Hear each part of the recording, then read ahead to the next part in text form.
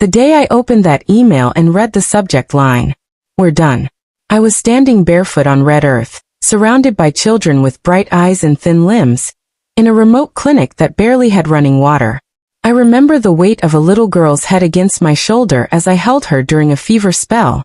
I remember the dust, the smell of hand sanitizer, the sound of distant motorbikes sputtering through the trees.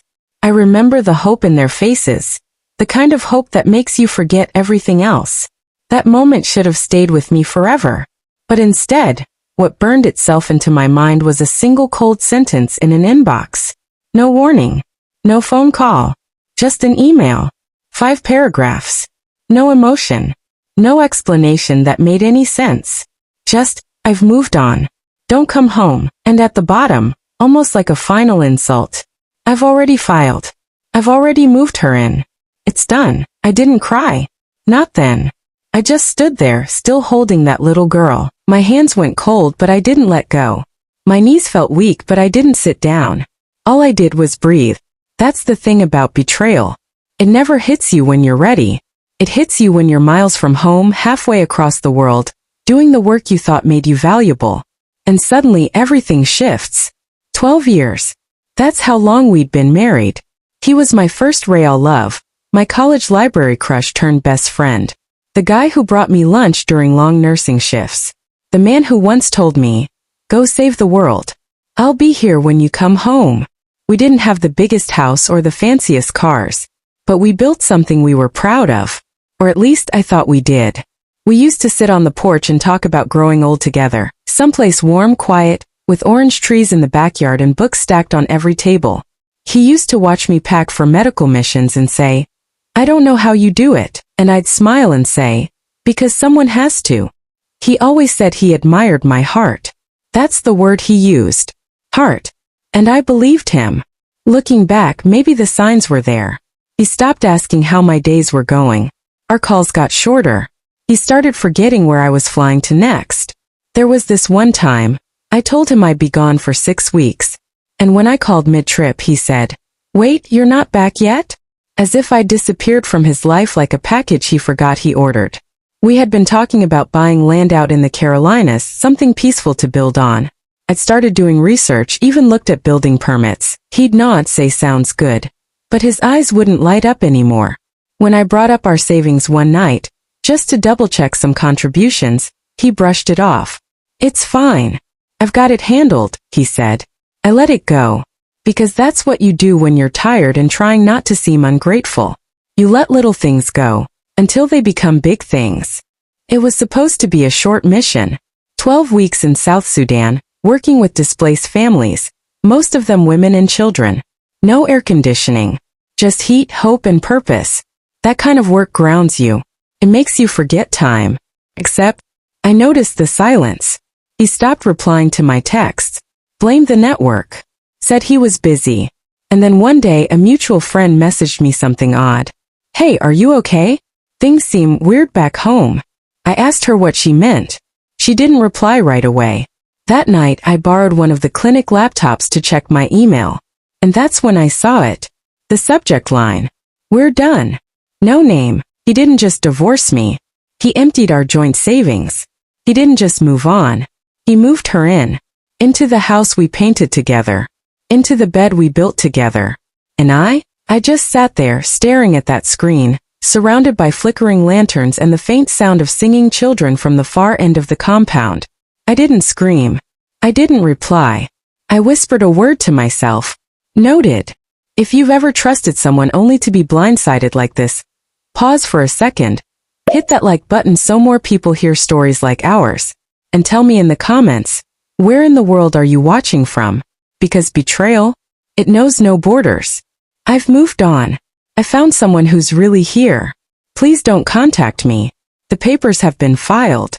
The account has been closed. It's done. That's what he wrote. No context. Just finality. Not even a salutation. Just a man erasing a marriage like a spreadsheet entry. 12 years. And he ended it in 12 lines. I sat on the edge of my cot, the metal frame creaking under my weight. The laptop screen dimmed as if it was trying to spare me from reading it again. I didn't close it. I didn't scroll. I just sat there breathing. The only sound was the whir of a ceiling fan above me, spinning as slowly as my thoughts. I didn't cry. I didn't scream. Grief didn't come with fire. It came with frost. Froze me in place. This wasn't the end of a marriage. This was a performance. A transaction. And he had rehearsed this moment long before I had a clue it was coming. He emptied our savings. The one we built dollar by dollar. The one I skipped birthday dinners and vacation plans for so we'd have enough for a down payment, a safety net, a future. Gone. He didn't even try to hide it. I closed the laptop, tucked it back into the canvas bag beside my cot, and then, I did the only thing I could in that moment.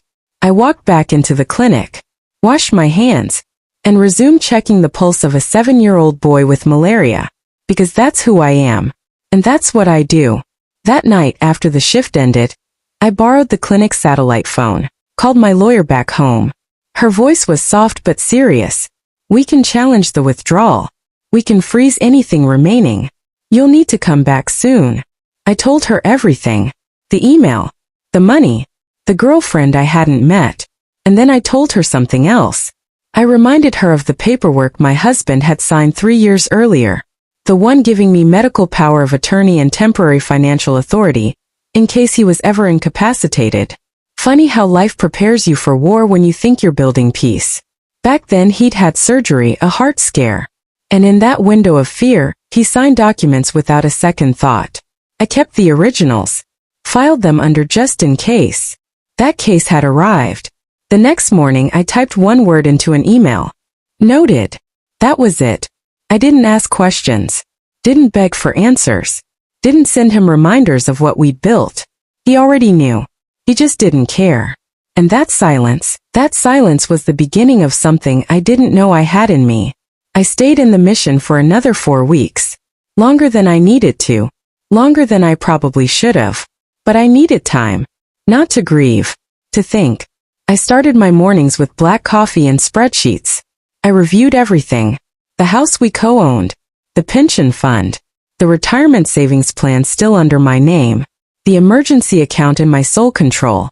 And that second property, the one we rented out to tourists during peak season? He forgot I still had full rights over it. He didn't change the access. Didn't check the paperwork. He never imagined I'd check back. I didn't send him threats. Didn't change the locks. Didn't even warn him. Because this wasn't about vengeance. It was about control. I remember walking through the village one morning before sunrise. The roosters hadn't even started yet. The sky was just beginning to break. And I realized, this wasn't going to break me, not because I wasn't hurt, but because I had nothing left to lose. And when a woman has nothing left to lose, she becomes something men like him can't quite explain. She becomes a story they never expected. I flew home 3 weeks later. Straight into a courtroom, an office, and a house that no longer smelled like mine. He was expecting a broken woman. What he got was the beginning of my silence. Coming back home didn't feel like coming home. The walls were the same.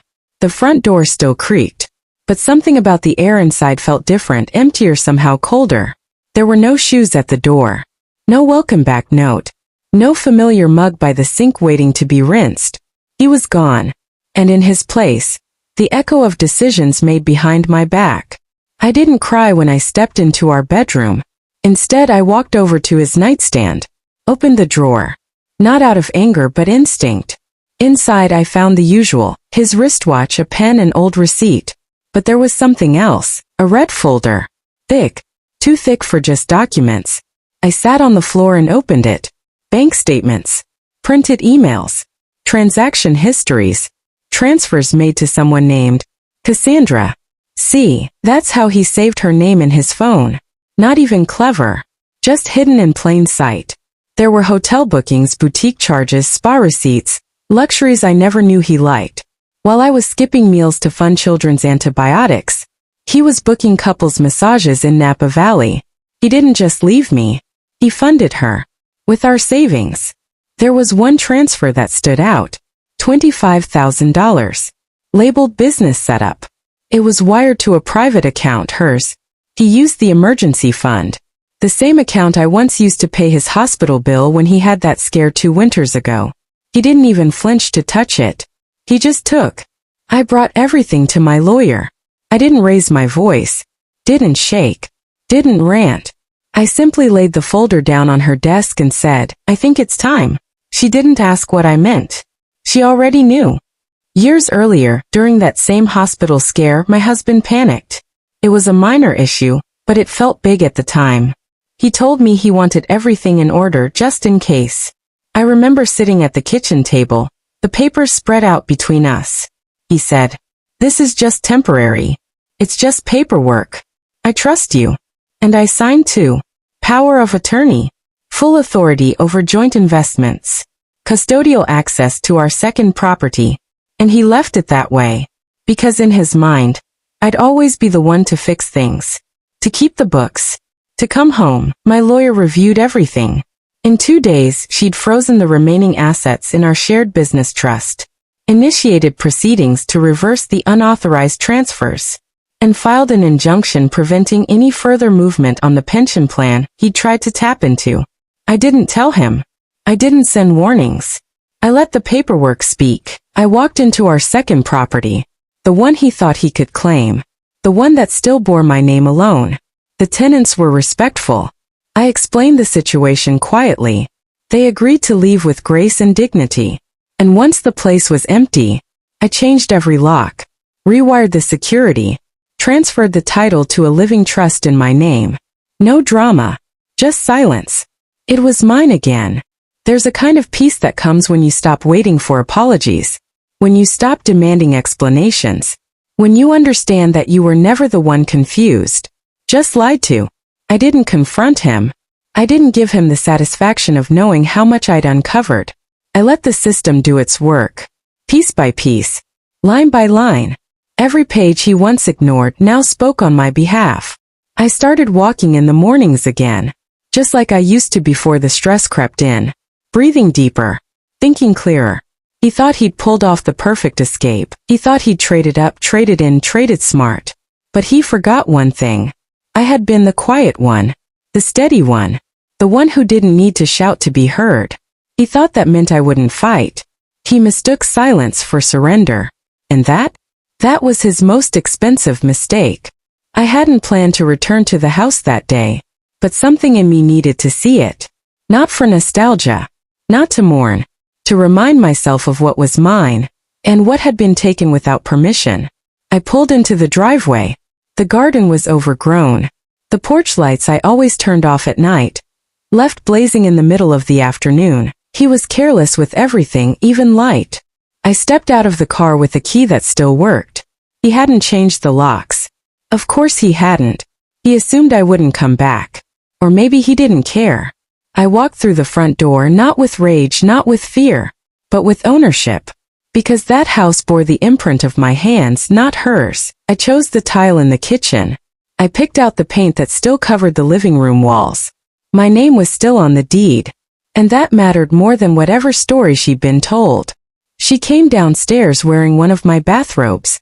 The ivory one, embroidered on the sleeve. The one I wore the night we hosted our 10th anniversary dinner. She walked like she belonged. Hair still damp from a shower I paid for. Holding a coffee mug from our wedding registry. She looked me up and down with mild amusement. Not fear. Not confusion. She said, "You must be his ex." As if I were a rumor that had just shown up in person. As if I were the guest. And she was the homeowner. I didn't flinch. Didn't bite. Didn't explain who I was. I looked her straight in the eye. Smiled.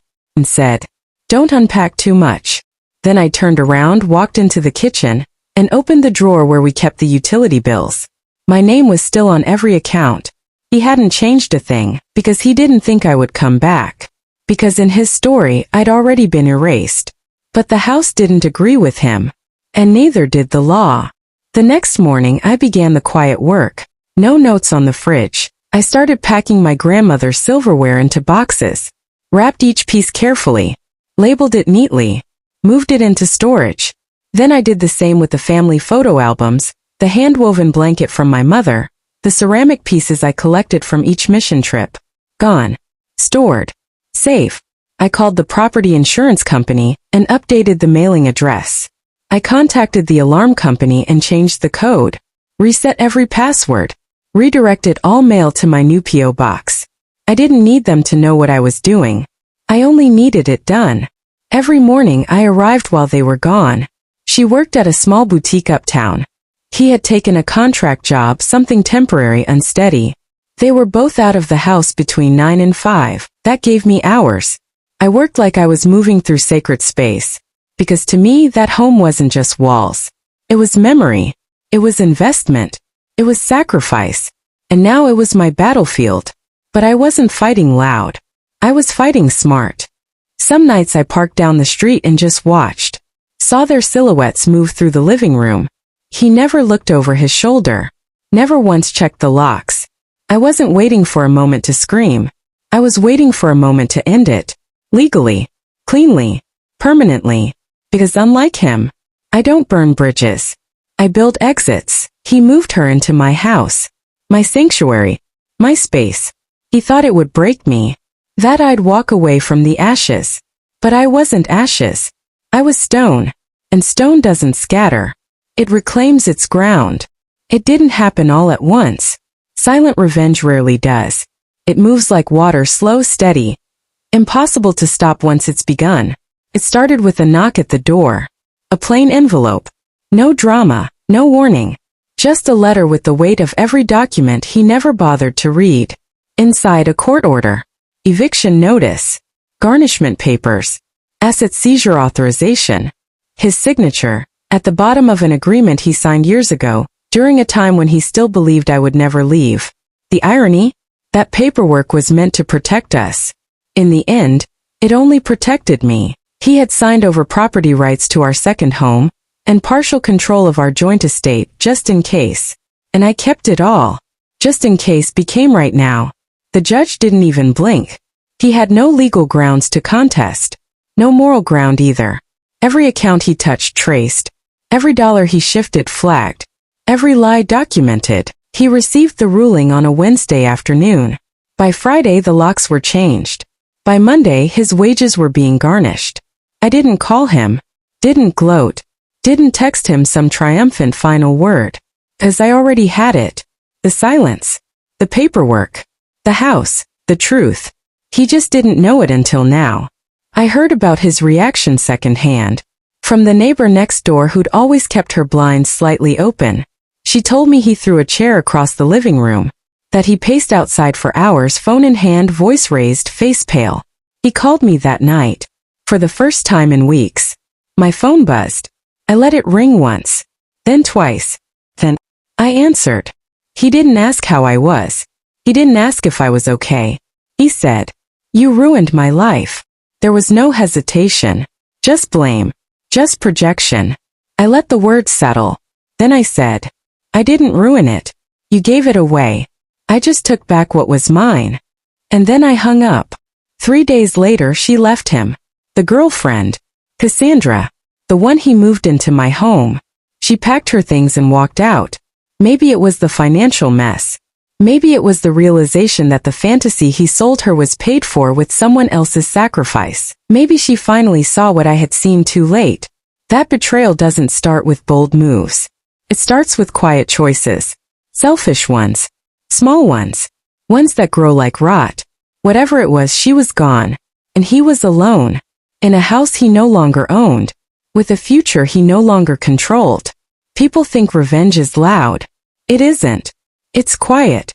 It's precise. It's rooted in truth. And truth always comes with consequences. He thought he had taken everything. But I didn't need to take it back to win. I only needed to reclaim what was already mine. Legally. Silently. Completely. If that moment gave you chills like it gave me, share this story with someone who needs to hear that strength can be quiet but powerful. And hey, hit subscribe and turn on that bell, because the next story? Even more jaw-dropping. I didn't rebuild right away. Some days I simply sat. In silence. Not to grieve anymore but to listen. To myself. To the parts of me that had been drowned out in all the noise of being a wife, a caretaker, a fixer. And when the silence spoke, it didn't ask for revenge. It asked for purpose. With a portion of the funds I recovered, I donated to a women's shelter.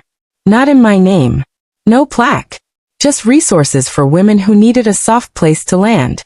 The kind I wish I had when my world cracked open. It wasn't charity. It was closure. It was me saying, this doesn't get to define me, but it will help someone else survive. Then an email came. An offer. From a global health NGO I'd worked with years ago. They wanted someone to lead their emergency deployment unit. To rebuild after hurricanes, epidemics, famine. To bring calm where there's chaos. They chose me. And I said yes. Because that was still who I was. A woman who rebuilds. Even when the wreckage is her own. I bought a small cabin upstate. Just one bedroom, a wide porch, and silence thick enough to sleep inside. Some nights, I'd make tea and sit on the porch in thick socks, listening to oh. Because peace doesn't come when the world apologizes. It comes when you stop waiting for it to. Then one afternoon, a letter arrived. No return address. Just my name. I opened it slowly. The handwriting was neat, unfamiliar. It was from her. Cassandra. The woman he moved into my house. The one who wore my robe. Drank from my mug. She wrote, I never knew the whole story. He told me you were gone. Cold. Controlling. I believed him because I wanted to. But after he unraveled, I started seeing the truth in the ruins. She apologized. Not just for being with him, but for judging me before she ever met me. At the bottom of the letter she wrote, You're the strongest woman I've ever met. And you never even raised your voice. I folded the letter, tucked it in a drawer. Not out of sentiment, but because even unexpected closure deserves a home. It wasn't the betrayal that changed me. It wasn't the money. It wasn't even the legal win. It was learning how quietly power can move. When you stop trying to be heard and start being wise. He lost everything, but I kept my dignity. And that was worth every silent mile back to myself. If you stayed with me until this point, you're the kind of person who feels deeply, and that's rare. Tap the like button if this touched your heart. And drop a comment. What would you have done in my shoes? And don't forget to subscribe. We tell real stories that others are too afraid to share.